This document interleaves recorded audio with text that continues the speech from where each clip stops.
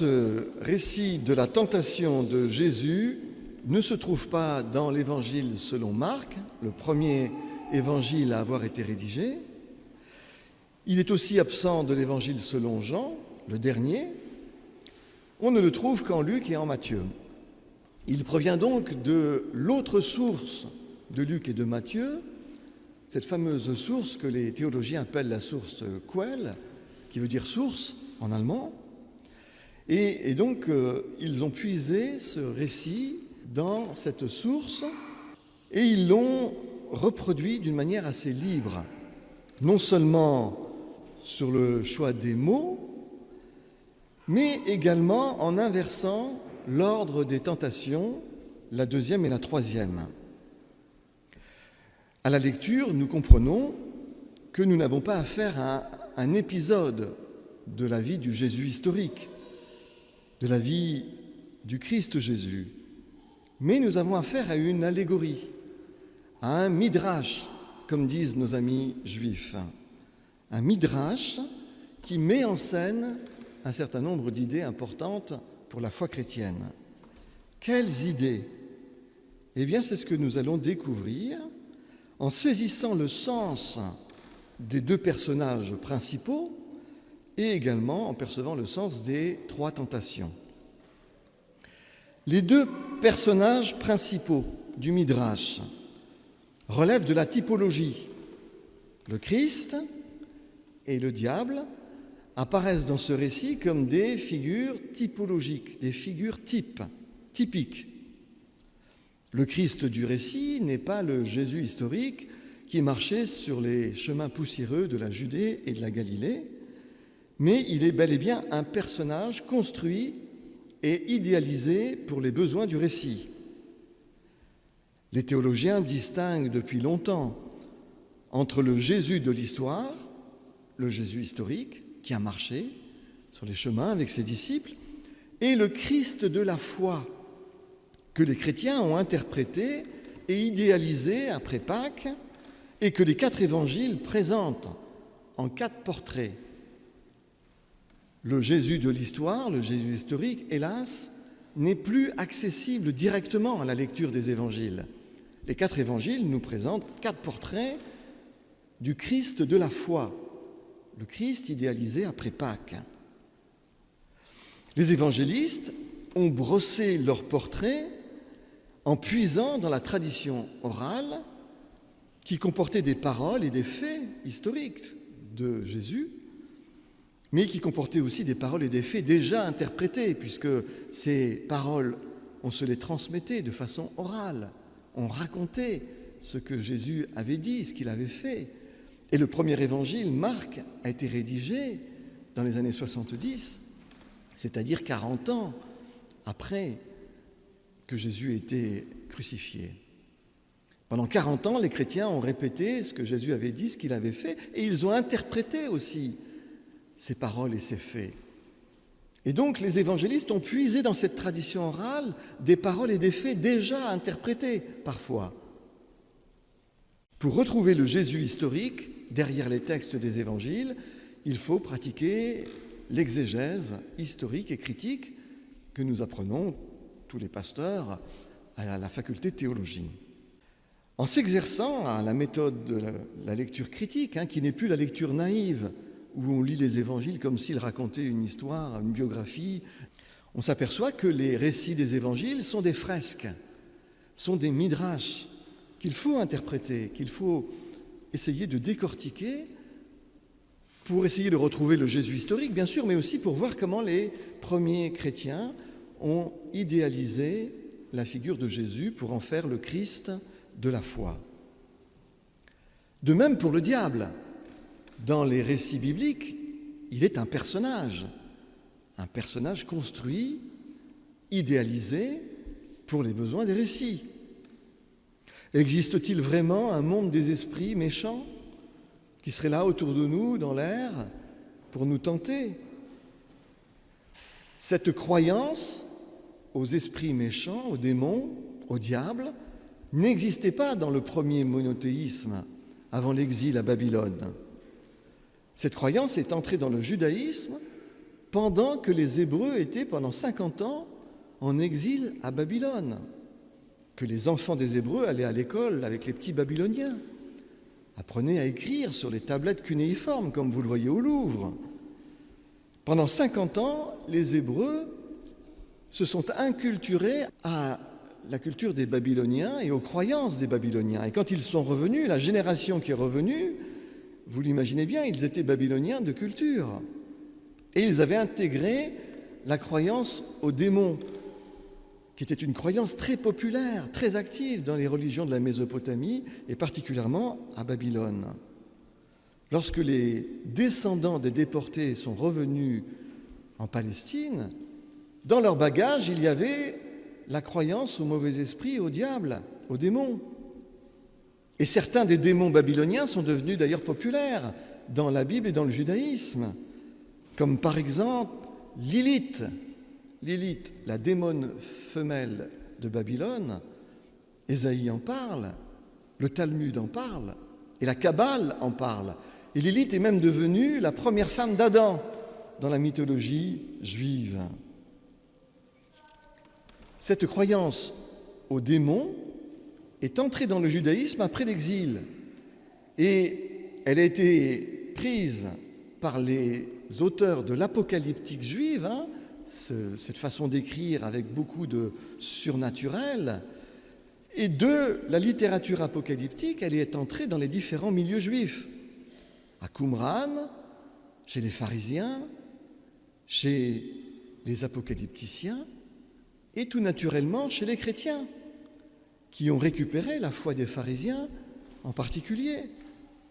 Alors la vraie question que nous devons nous poser, c'est est-ce que nous devons prendre à la lettre ce monde des esprits, dont on voit que le judaïsme post-exilique fait état, ou est-ce que nous devons comprendre que pour le monothéisme biblique, le monothéisme du Pentateuque, il est impensable qu'il y ait des entités spirituelles à côté de Dieu.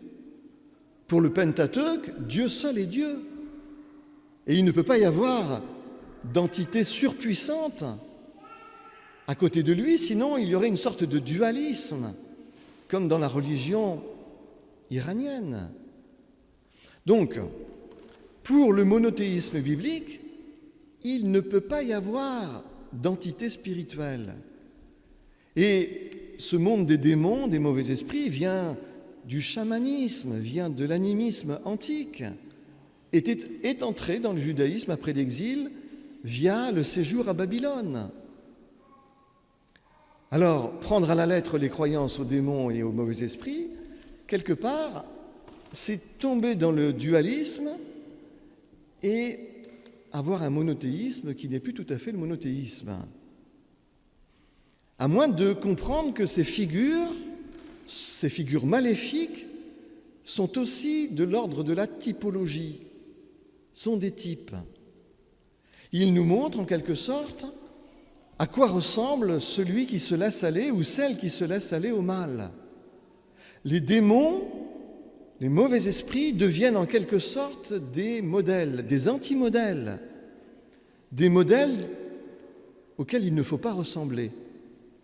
Être démoniaque, ce n'est pas être possédé par un démon.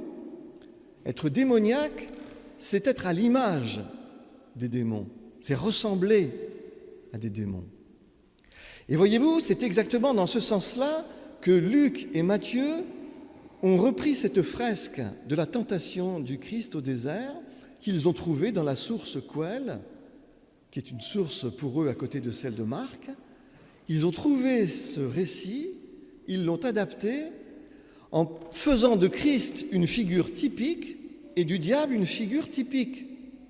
Un modèle et un antimodèle.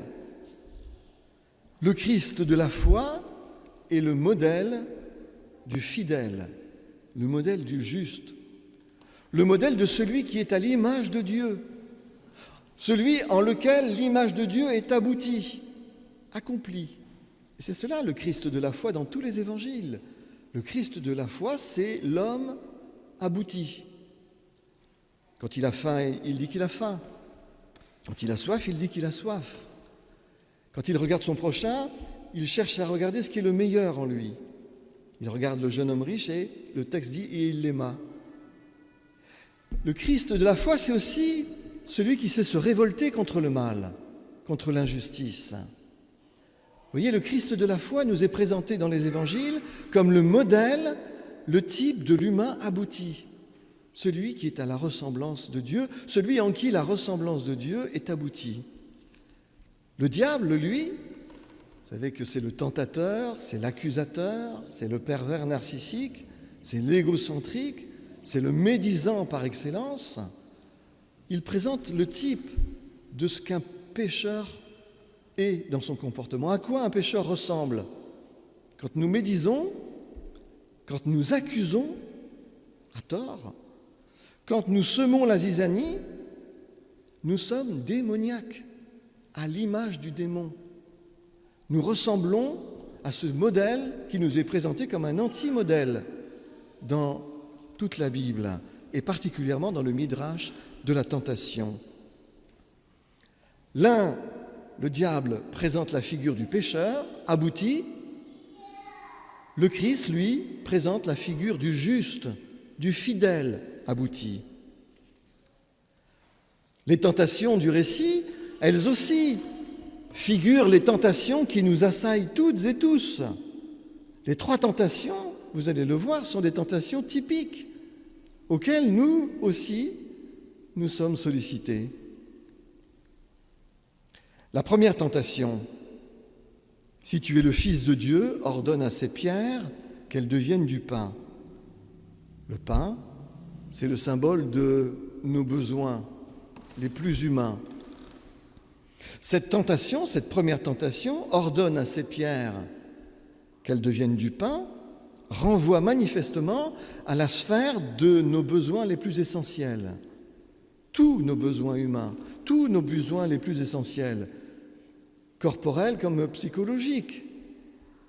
Après 40 jours de jeûne, le diable suggère à Jésus que cela suffit maintenant.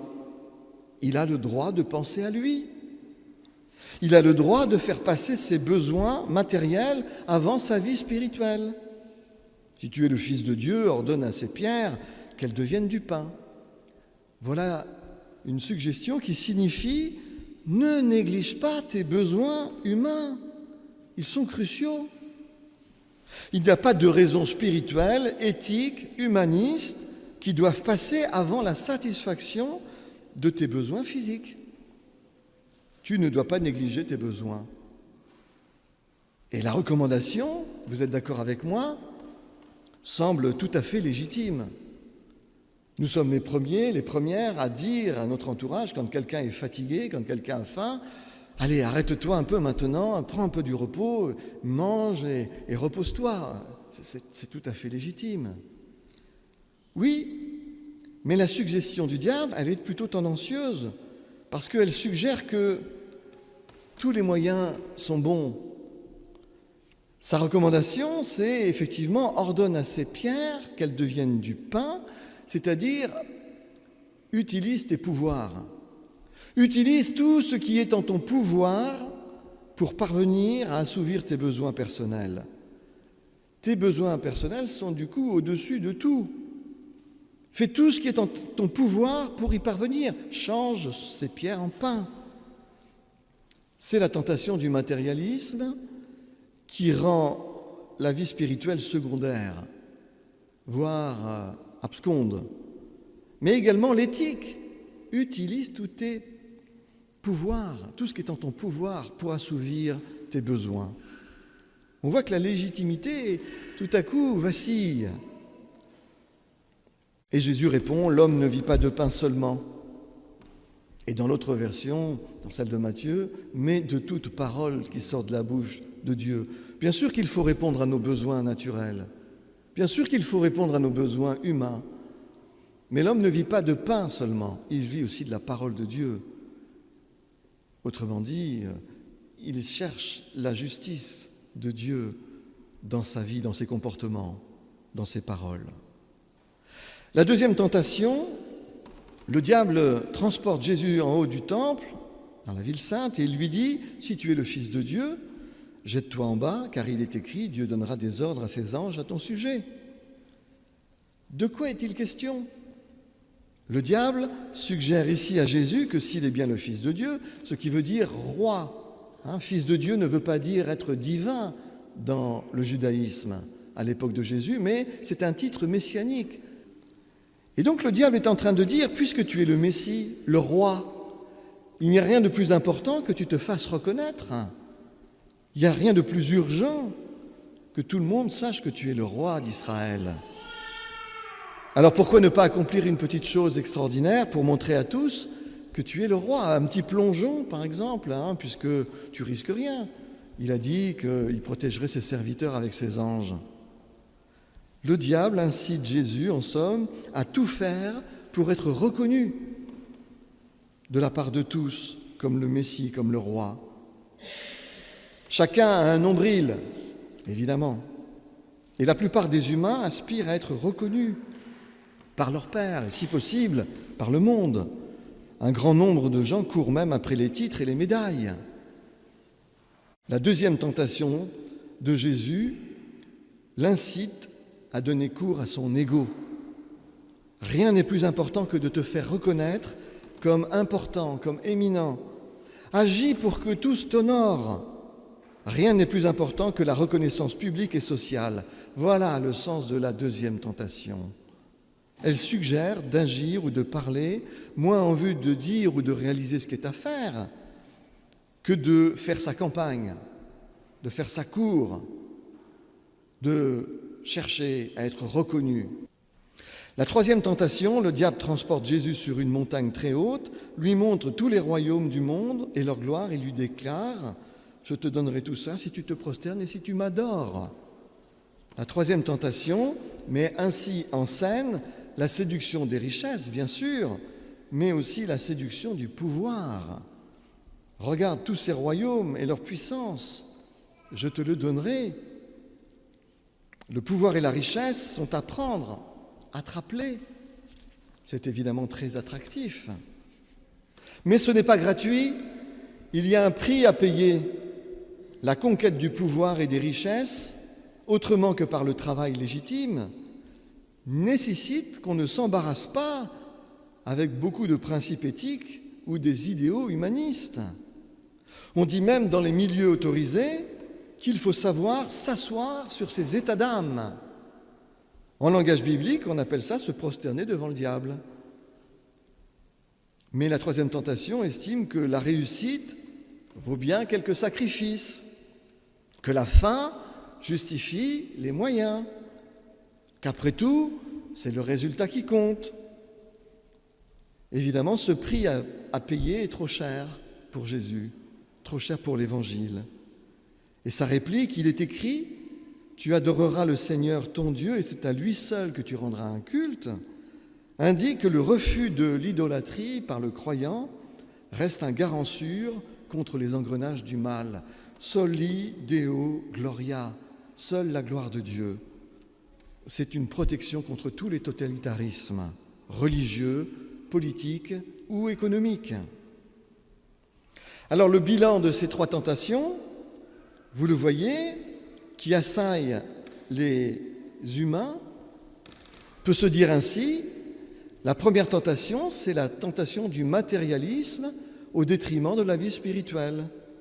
La deuxième tentation, c'est la tentation de l'égocentrisme et de la fascination qu'exerce sur nous la réussite et la notoriété. Et la troisième tentation, c'est la tentation d'obtenir de la puissance, même si le prix éthique et spirituel s'annonce par trop dispendieux. Rien n'est plus important que tes besoins matériels, dit la première tentation. Rien n'est plus important que ta reconnaissance sociale, dit la deuxième. Rien n'est plus important que de posséder du pouvoir et de la puissance sur les autres, sur le monde, dit la troisième. En conclusion, le récit de la triple tentation de Jésus ne se comprend pas, évidemment, à la lettre. Ce récit n'enseigne pas qu'un diable viendrait nous tenter dans l'invisible pour nous faire basculer dans le péché.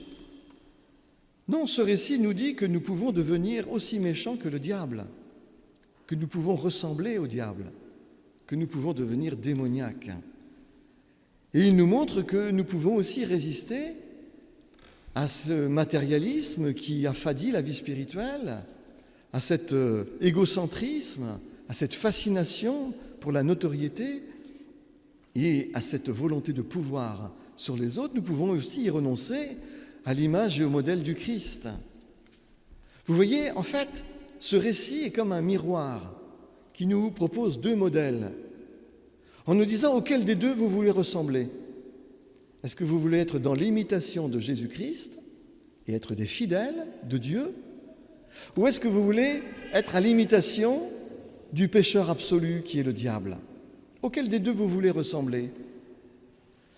Vous voyez, on préfère croire parfois au monde surnaturel, des démons, parce que du coup, c'est assez facile pour nous. On n'est jamais les méchants absolus. On se dédouane toujours. C'est pas moi qui m'a fait pécher, c'est le diable ou un démon. Mais c'est beaucoup plus sérieux, l'Évangile. L'Évangile nous met deux modèles et il nous dit auxquels vous voulez ressembler. Est-ce que vous voulez que l'image de Dieu soit aboutie en vous, comme dans le Christ de la foi, ou est-ce que vous voulez que, finalement, le péché absolu, du méchant absolu, de la perversité absolue, soit votre modèle? Quel modèle vous voulez pour parler? Quel modèle vous voulez pour agir? Est-ce que vous voulez être à la ressemblance du Christ ou à la ressemblance du démon? Ce texte, c'est un miroir avec deux modèles.